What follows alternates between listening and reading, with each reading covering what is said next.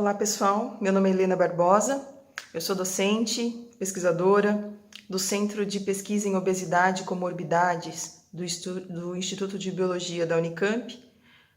Sou professora credenciada ao programa de pós-graduação em Biologia Funcional e Molecular e hoje eu vou falar um pouquinho para vocês sobre a pesquisa que eu e meu grupo fazemos neste centro. Bem, o nosso interesse é entender quais são os mecanismos moleculares envolvidos nas disfunções metabólicas referentes à obesidade, mais especificamente com foco no desenvolvimento do diabetes mellitus do tipo 2. Bom, para a gente entender um pouquinho sobre as pesquisas que eu faço, é importante a gente ressaltar que existe um hormônio chamado insulina. Esse hormônio é secretado por células beta, que fazem parte de uma estrutura que é a ilhota pancreática ou a ilhota de Langerhans, localizada no pâncreas. E a insulina ela tem um papel crucial para a gente entender a fenomenologia do diabetes tipo 2, porque é o hormônio que age logo após a nossa alimentação, logo no pós-prandial, para reduzir as concentrações plasmáticas de glicose para aquela concentração que a gente chama de glicose basal. Se a insulina ela falha em exercer este papel, a gente pode estar apresentando, a gente pode estar reconhecendo uma hiperglicemia relacionada a uma condição que pode estar associada ao desenvolvimento do diabetes tipo 2, né? O diabetes mellitus do tipo 2 ele só vai acontecer, ele só vai se instalar em humanos quando a insulina que é secretada, ela pode apresentar falhas na sua ação, e a gente chama esse fenômeno de resistência à ação insulínica, ou através de outro mecanismo que seria falhas da secreção, na liberação de insulina pelas células beta-pancreáticas. Portanto, o foco do nosso estudo se encontra em entender mecanismos relacionados à secreção da insulina na célula beta-pancreática e aos mecanismos relacionados à ação da insulina, ou às disfunções da ação da insulina em seus tecidos-alvo, que seriam quais? Musculatura esquelética, tecido adiposo, o tecido hepático e algumas regiões do sistema nervoso central do cérebro, como hipotálamo, por exemplo. Para entendermos ou para estudarmos como essas disfunções elas se instalam e podem progredir para o diabetes mellitus do tipo 2, a gente lança a mão de alguns modelos experimentais. Estes modelos experimentais eles podem ser in vivo, e nesse caso primordialmente camundongos, ou eles podem ser in vitro. Os modelos in vitro correspondem às linhagens celulares, às linhagens tumorais imortalizadas celulares dos diferentes órgãos, tanto de célula beta-pancreática quanto das suas células-alvo, dos seus tecidos-alvo, né? Além das linhagens que corresponderiam aos nossos modelos in vitro, os nossos modelos in vivo, como eu disse, primordialmente camundongos, a gente apresenta e usa alguns modelos que são modelos, por exemplo, de hiperfagia, modelos de obesidade, que podem ser tanto modelos genéticos quanto modelos induzidos através de um protocolo experimental comportamental. Eu destaco para vocês um deles, que é o modelo de alimentação desse camundongo através de uma dieta rica em lipídio, que é mais conhecida como a High Fat Diet.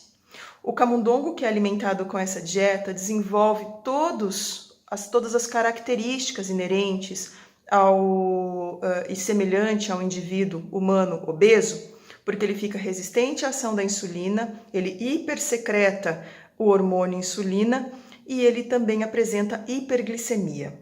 Este modelo ele é particularmente importante para a gente porque ele indica que o indivíduo apresenta um quadro de pré-diabetes que pode se desenvolver para o diabetes mellitus do tipo 2 instalado, né? Em humanos, esse modelo, que a gente chamaria de pré-diabetes, ele apresenta características ou inerência à obesidade.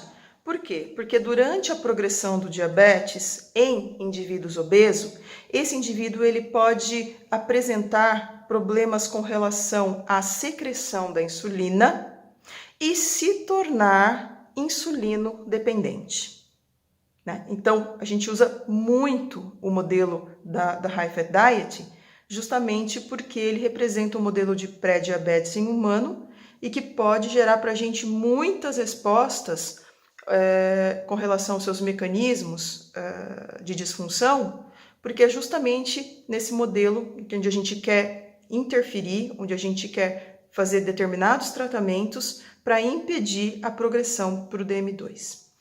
E quais seriam os tratamentos ou interferências que nós fazemos, né, no nosso centro para entender essas disfunções, ou para curar ou prevenir essas disfunções? Eu destaco para vocês terapia que envolve a aplicação de protocolos de exercícios físicos, né, de protocolos experimentais de exercícios físicos, como uma maneira de entender como a prevenção pode ser importante, e informações que a gente tira desses protocolos ou desses resultados possíveis terapias que podem vir a ser aplicadas em indivíduos obesos, por exemplo, que não podem fazer o exercício, né? Então, essas informações elas são importantes para a gente pensar em possíveis terapias alternativas ao exercício. Outra maneira de se entender como essas disfunções elas acabam se instalando é através de experimentos que envolvem estímulos fisiológicos que a gente faz nesses animais. Esses estímulos eles envolvem testes de intolerância à glicose ou testes de tolerância à insulina, e nesse caso a gente avalia o quão intolerante esta célula beta está na presença da glicose, ou o quão este camundongo, este indivíduo está intolerante, resistente à insulina na presença da glicose. Então, estes ensaios indicam para a gente se os nossos protocolos estão funcionando em termos de intervenções curativas ou preventivas, por exemplo, ou se o nosso modelo está apresentando todas as características inerentes à disfunção metabólica em si. Bem, e para nós fazermos as nossas pesquisas e entender as vias que explicam os tais mecanismos de ação, a gente usa ferramentas de biologia molecular, como, por exemplo, superexpressão de determinada proteína, determinado gene de interesse, ou deleção ou knockdown de determinada proteína ou via de interesse, né? Então, além dessas ferramentas de biologia molecular, alguns experimentos mais pontuais também são de extrema relevância para a gente entender a sinalização nessas vias de sinalização celular, que são o PCR quantitativo em tempo real, né, o RT-PCR. A gente é capaz de avaliar quão as nossas interferências, quão os nossos tratamentos interferiram em termos de modulação da expressão gênica da nossa via de interesse, das nossas proteínas de interesse. Ou através do Western blotting, onde a gente também é capaz de detectar variações, comprometimentos de determinado conteúdo proteico, determinada proteína. Então, a gente consegue fazer isso através de um Western blotting também. O Western blotting também dá para a gente outras informações importantes, como, por exemplo, interação entre proteínas que você imagina que possa ser importante para a via de sinalização que você quer, que você hipotetiza dentro da sua pergunta científica. Além dessas técnicas, a gente também usa uma técnica muito importante, que é a avaliação das oscilações citosólicas do cálcio plasmático. Nosso grupo apresenta essa tecnologia e a gente sabe que cálcio dentro da célula é extremamente importante para a secreção de insulina pela célula beta-pancreática. Então, existem disfunções que podem ser identificadas a partir do comprometimento dessas oscilações de cálcio citosólico, né? Bem,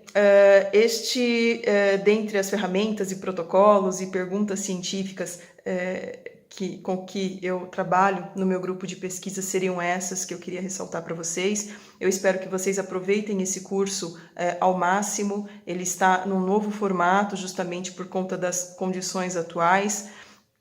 Aproveitem esse curso ele foi quase que totalmente construído, elaborado por alunos de pós-graduação do nosso programa, e ele foi preparado com muito carinho para recebê-los. Eu estou à disposição no meu laboratório, os meus alunos pós-graduandos, pós-doc e alunos de iniciação científica estão à disposição também para o que vocês tiverem interesse. Portanto, aproveitem o curso, façam um bom aproveitamento desse curso. Um abraço.